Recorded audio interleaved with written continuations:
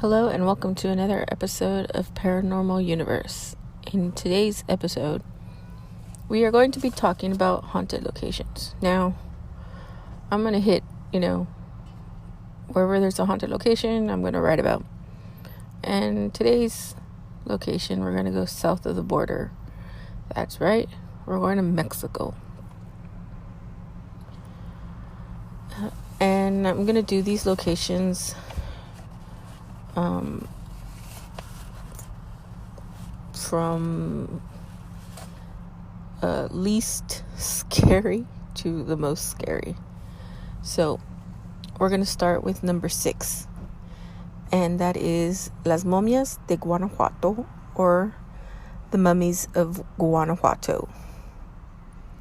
Now, between 1870 and 1958, there was a local tax in place requiring a fee to be paid for perpetual burial. Now, if you didn't pay this fee, your body was dug up and moved to a building on the side. Now, for those that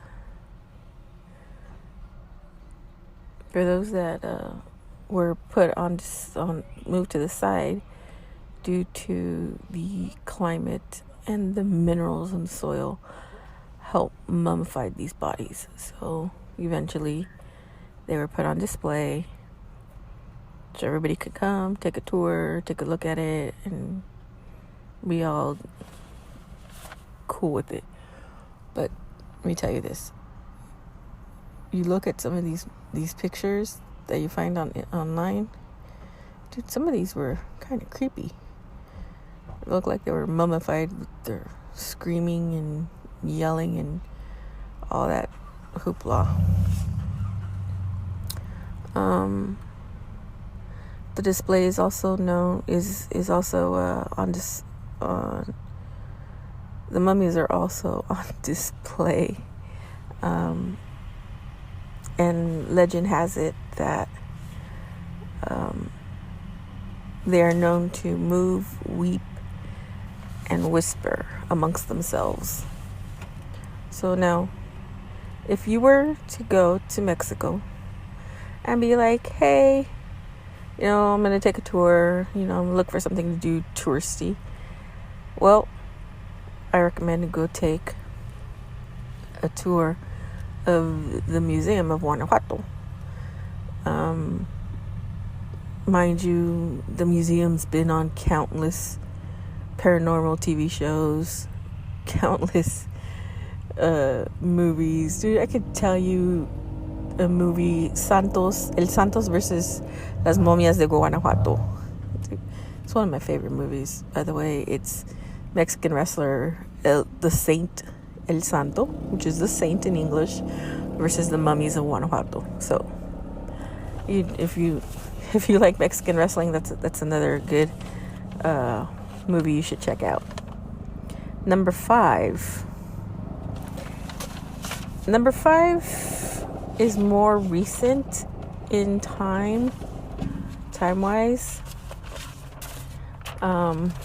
Sorry, I'm going through my notes here. I'm trying to be keeping it quiet, but I'm keeping it real. You know how I roll with my podcast. Keep it raw, keep it real, with minimal edits, because that's how I am. The next one is a little bit more disturbing, to say the least.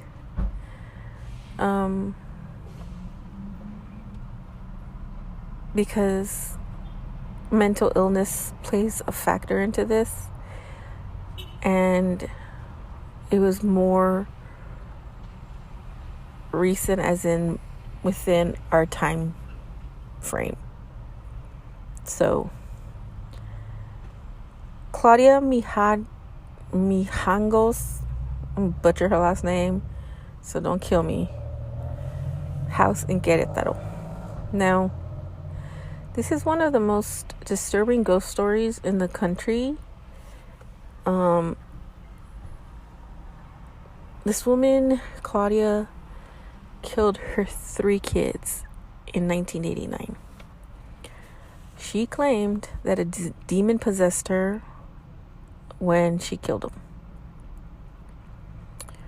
On April 24th, 1989, at 4 o'clock in the morning, Claudia woke up to loud voices in her head.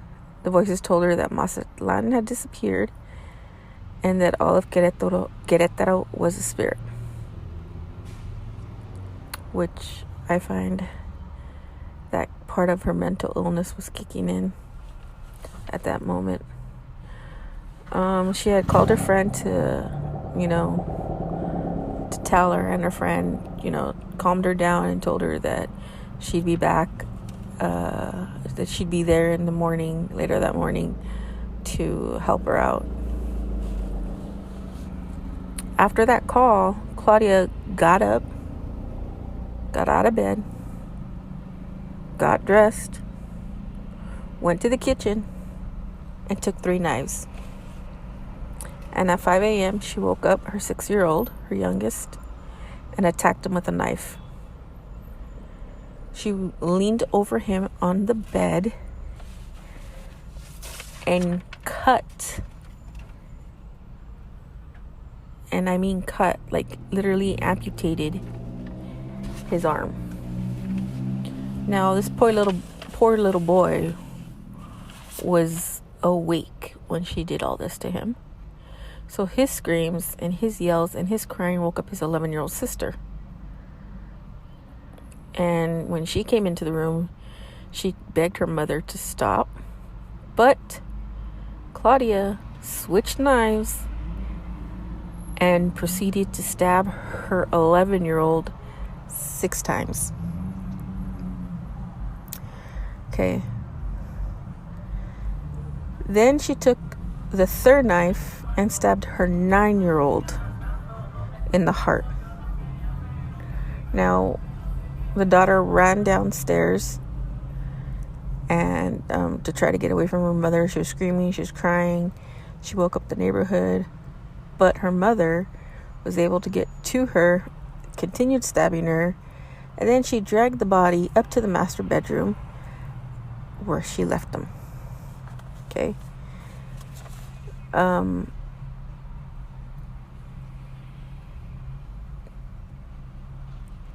She went to trial, and I believe they gave her like 30 years or something like that. I remember reading something like that, but I didn't write it in my notes. Which is the most you can give to somebody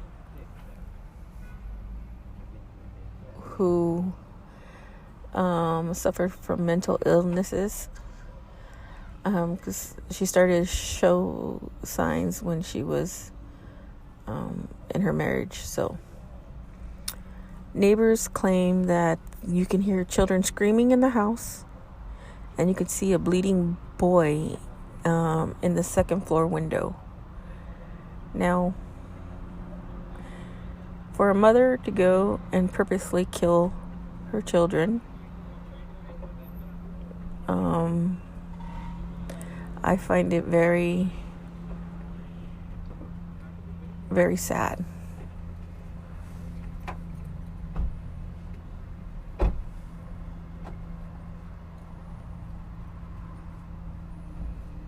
If you're new to the podcast community and you want to start a new podcast and you're looking for a platform that is user-friendly, that has everything you need at your fingertips, that won't set any limits, that you can earn money, then I would recommend Anchor. Now, Anchor can be used basically anywhere. You could be in your car, you can be laying on the sofa in bed, where you can edit, record, and upload. You can throw in soundtracks. You can I mean, everything is there for you. Now, I use it because, like, it's user friendly, and it is free, and I find it really easy to navigate without it being very confusing. Now, most platforms, before you can even try it out, you need to sign up and pick a plan. I like Anchor because I don't have to go through any of that. So I recommend it. Now, if you really want to get into it, I recommend you going to your website, anchor.fm, and signing up, or you can download anchor.fm from the Google Store, iTunes, and give it a try. So don't forget to go to anchor.fm, sign up, and I'll see you all in the podcast community. Location number 4 is called the Panteón de Belén in Guadalajara.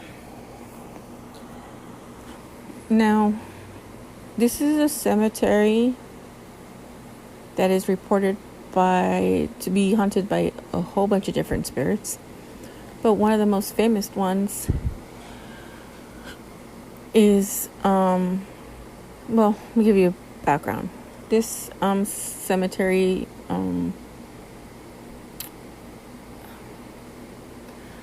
is a spot for the victims of the cholera outbreak in Mexico.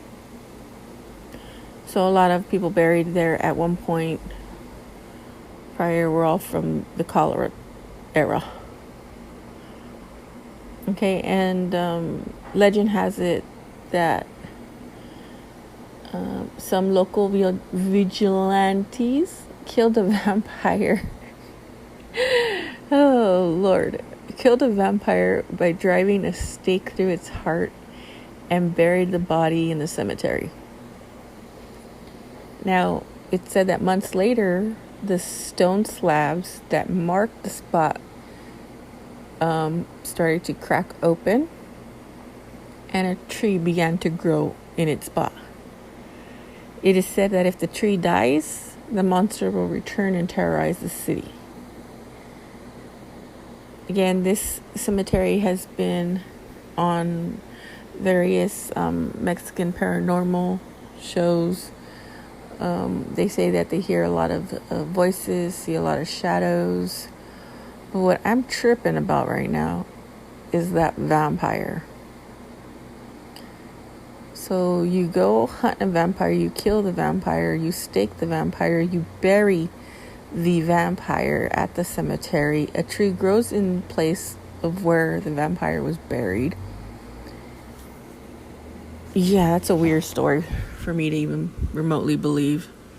But hey, if they say that happened, that happened. All right. The next haunted location is called the Tasquina Station in Mexico City. Now, this particular station is supposed to be one of the spookiest stations on the metro's route. It is said that an old gentleman was assaulted and he died after. And he is said to be a protector of solo commuters from evil assailants. So, really nothing much on that one, except, he's a friendly ghost, just like Casper, and he protects you solo passengers that are going to and from on the train at this particular station. Our second location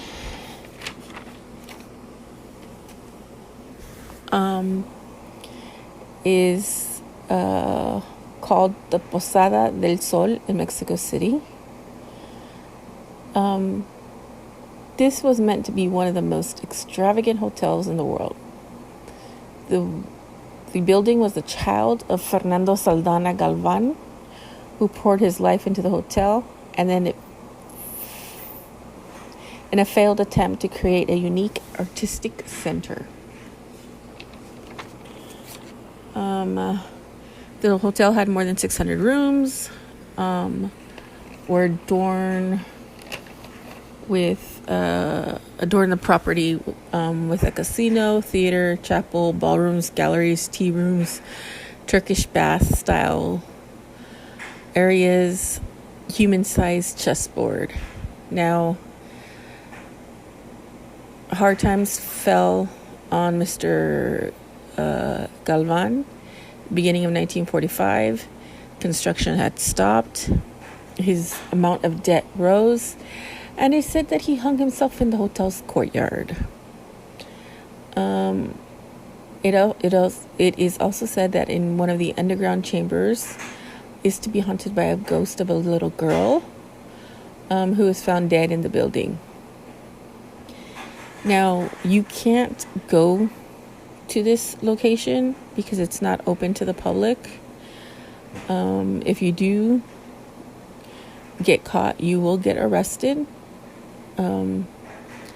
It's falling apart, it's crumbling in areas, but from the pictures that I saw, some of the detail and some of the architecture makes this hotel would have been up there with, Hotel del Coronado, in my opinion. Okay. Our last location is Island of the Dolls in Mexico City. Now, if you have a fear of dolls, don't go here. This island has some shitty ass, creepy ass, ugly looking dolls.